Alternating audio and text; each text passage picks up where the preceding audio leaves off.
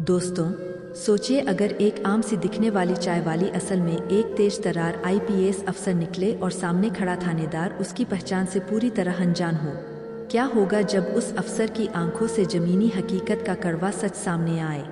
यह कहानी है साक्षी सिंह की, एक ऐसी महिला अधिकारी की जिसने अपनी वर्दी उतारकर एक मामूली चाय वाली का रूप अपनाया ताकि सच का सामना किया जा सके।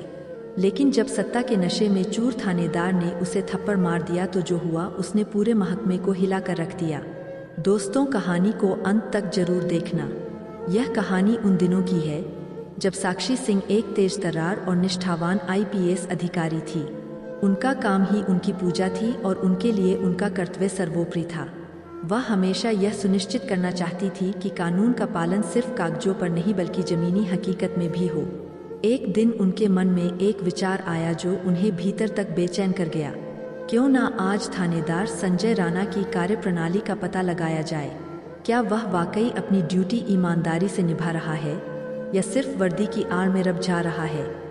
साक्षी जानती थी कि अगर वह अपनी असली पहचान में जाती तो सब कुछ दिखावा होगा।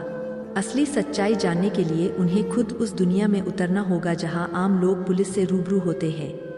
उन्होंने एक बेहद साधारण महिला का वेश धारण किया, एक पुरानी सूती साड़ी, चेहरे पर जरा भी मेकअप नहीं, बस एक आम महिला का रूप। उन्होंने शक्ति नगर के चहल पहल वाले बाजार में एक चाय की छोटी दुकान लगाई। उनका मकसद साफ था, बिना किसी पहचान के जमीनी स्तर पर पुलिस के व्यवहार का अनुभव करना। वह मुख्य बाजार मार्ग के किनारे अपनी चाय की छोटी सी स्टॉल पर बैठी थी। सुबह की भागदौड़ में लोग चाय पीने आते और साक्षी सबकी बातें सुनती, उनके हाव भाव देखती।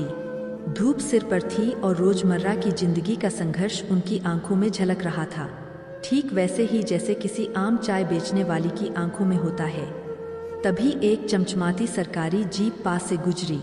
उसमें से थानेदार संजय राणा अपनी वर्दी के रब में चूर बाहर आया। उसकी नज़र साक्षी पर पड़ी, लेकिन उसने उसे सिर्फ एक और मामूली चाय वाली समझा।